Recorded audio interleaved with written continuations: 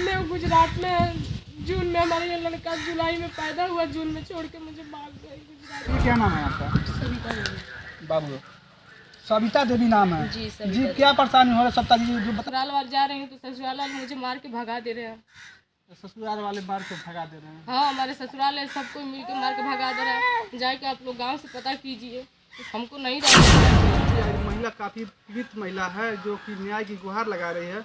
बता दें मित्रों कि इनकी शादी 2020 में जनपद देवरिया के एक गांव में होती है और महिला रस्मों रिवाज के द्वारा अपने ससुराल आती है। ससुराल आने के बाद से मात्र 7 महीने अपने ससुराल रहती है, जिसमें पति, सास, ससुर और ननद भसुर द्वारा दहेज को लेकर काफ़ी इस महिला को प्रताड़ित करते हैं। लोग की घर झाड़ू पोछा करके अपने बच्चा पोसती हूँ, पालती हूँ, तभी भी मेरे ससुराल वाले चंद से नहीं रहने दे रहा है। हम गए अपनी सास ससुर से बताए तो मेरी ननद, मेरी देवर, मेरे सास ससुर सब मिलके मुझे बहुत मारपीट की है, कपड़ा लाता सब फाड़ फूट दिए।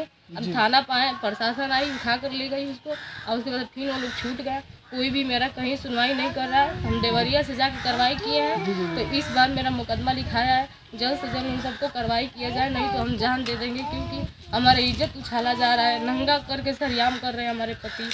अच्छा, आपका पति का क्या नाम है? हमारे पति के सोनू गुड़ नाम है। अच्छा, ये बताइए आपकी शादी कब हुई थी? 2020 में हमारी शादी हुई। अच्छा, 2020 में शादी हुई थी। अपने ससुराल कितने दिन वहाँ रही हैं?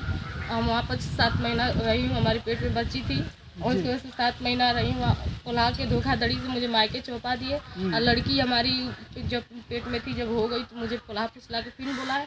फिर मैं उनके साथ गुजरात जाकर 6-7 महीना रही, फिर मार पीट के वहाँ से फिर मेरे मायके छोड़ते हैं।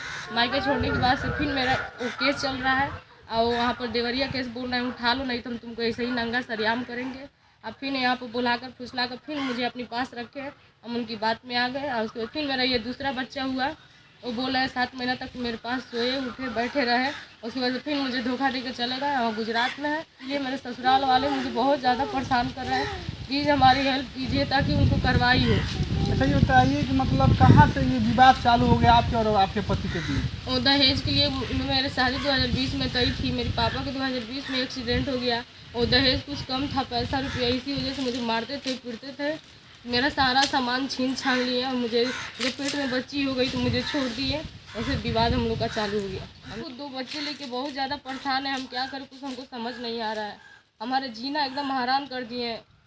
हमको ज़्यादा परेशान किया जाएगा तो हम अपना जान दे देंगे 2 बच्चों को लेकर। अच्छा, मान लीजिए 2 बच्चे आपके हैं, हम कहाँ से पोसे, कहाँ से पाले, कहाँ से खिलाएं? हम खुद 2020 से इतना ज़्यादा परेशान है। अपनी जाल में मुझे फंसाते हैं, फुसलाते हैं, बोलते हैं रखेंगे, ये करेंगे, वो करेंगे। जब मेरा लड़का होने के लिए रह गया, मुझे छोड़ के भाग गए। अच्छा, इस समय कहाँ रहती हैं आप? हम इस समय रूम लेके रहते हैं, उसके बाद हम झाड़ू पोछा खुद करते हैं, दूसरों के घर लड़की ले जाकर लोग के घर बर्तन धोती हूँ, झाड़ू लगाती हूँ, अपने दोनों बच्चों को पोस रही हूँ, पाल रही हूँ, तभी भी मुझे चैन से रहने नहीं दे रहे हैं। किस मामले में किए हैं आप? हम दहेज के लिए किए हैं, हमको बहुत दहेज के लिए मारते थे, पीटते थे, इसीलिए किए हैं, खर्चे के लिए किए हैं। हम कहाँ से